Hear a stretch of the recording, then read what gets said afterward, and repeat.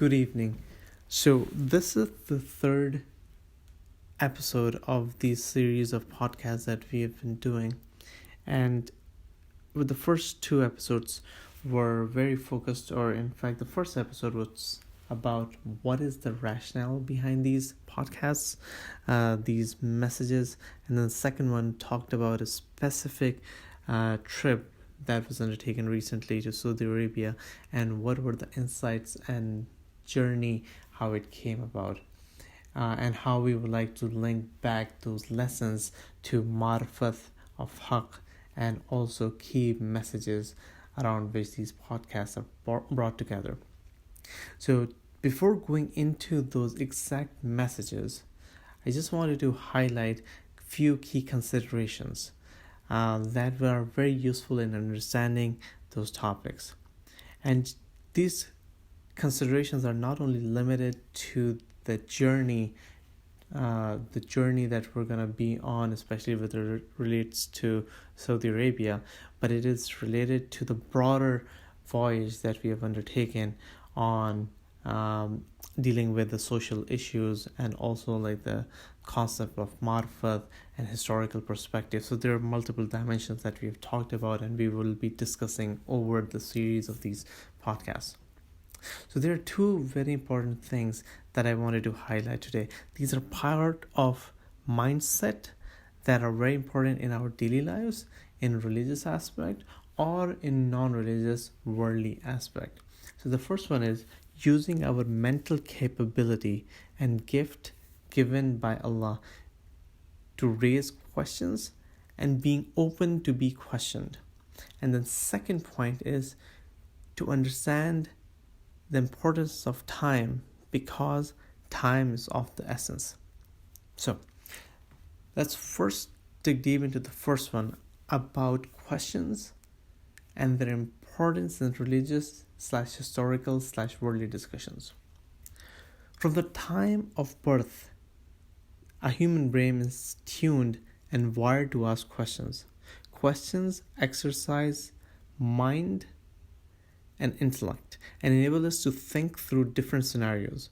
Being open to being questioned is a critical skill set that is only present in transformative leaders who know they're on the right path and they know the answers and they know that they can provide the answers.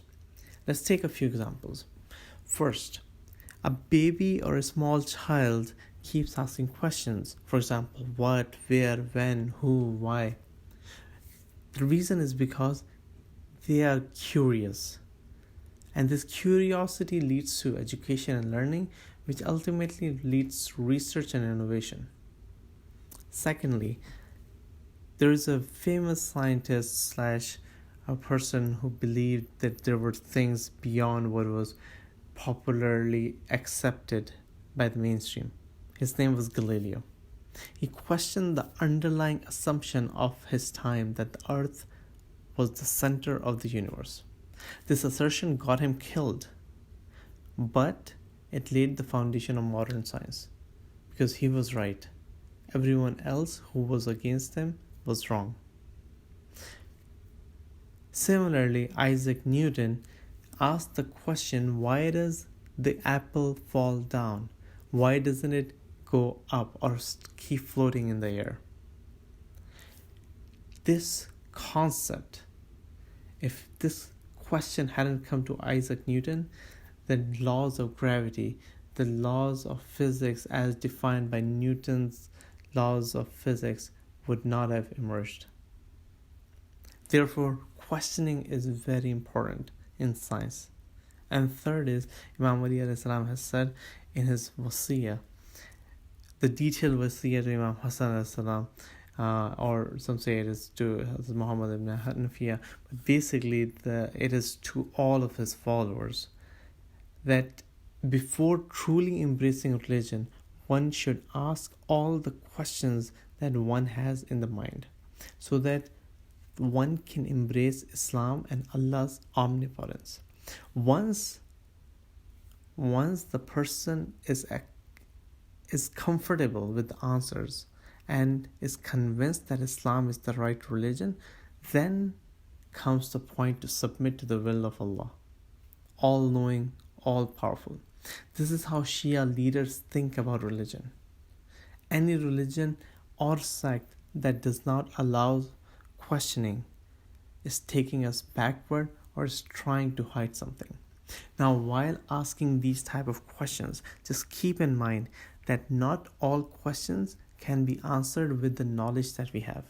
For example, a person, a baby or a child who's going to class 1, if he says, I want to learn what is this book on differential equations that is being taught in the second semester or in a college for engineering program, you cannot explain that to this person, this child who's in grade 1, because he has no idea what trigonometry is, what geometry is, what derivatives are, what higher degree math is. Similarly, if we can raise a question looking at things, but we might not have the answers because we haven't gone through that stage of evolution to reach that state of mind where we can answer those questions. So it's okay to accept that we don't know these answers, but we should at least ask the question. And think about this, that for example, Galileo, if his assertions were at least pondered upon, we would have been 200 years ahead in the modern science and development. And why would I say that? Is because all of the major developments that we have seen today, from Henry Ford's car manufacturing to all the way to cell phones and media and internet, it happened in the last 100 years. 150 years ago, there was no concept of electricity. So now if you think about that concept, what could happen in the next 200 years is where we would have been right now if people had started accepting or being open to questions. Therefore, we should be willing and be open to questions, and also try to be open to being questioned in our life so that we can learn more.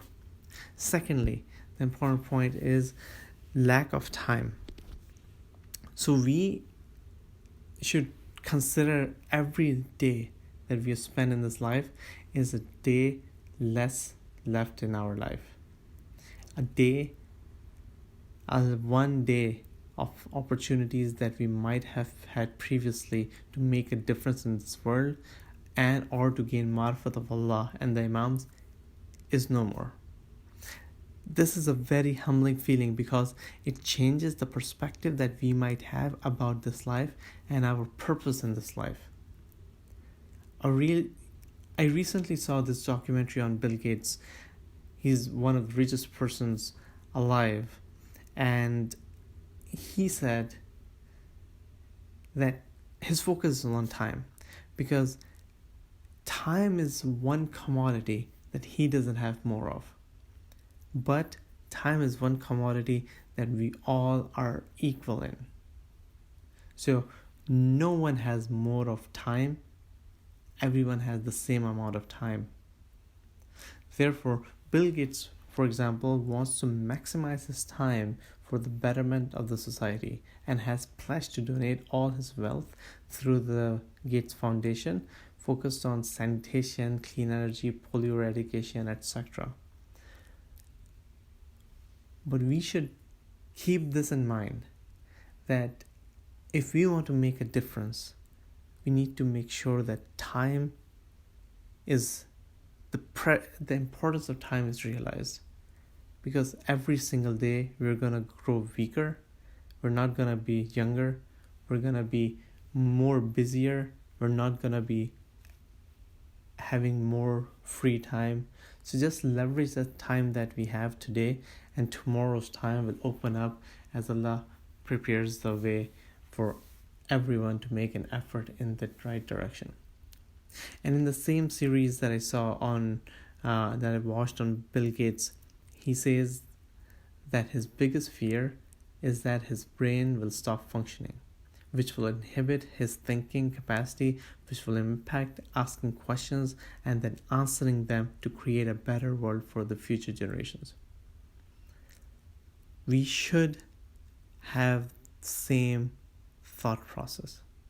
Therefore, we should take full advantage of the time that we have been given and the mental capability that Allah has bestowed to ask questions for the betterment of the society and the future generations. For what is young today will be old tomorrow. What is alive today will be dead tomorrow. Who is rich will be poor, and poor will be rich. Kings will be and have been slaves, and slaves will be and have been kings. Children will be parents, and parents will die. Dear brothers and sisters, as we go through this series of podcasts, please embrace the questions that are being raised and feel free to raise counterpoints to have a healthy discussion. Thank you very much. Inshallah, we'll see you in the next one.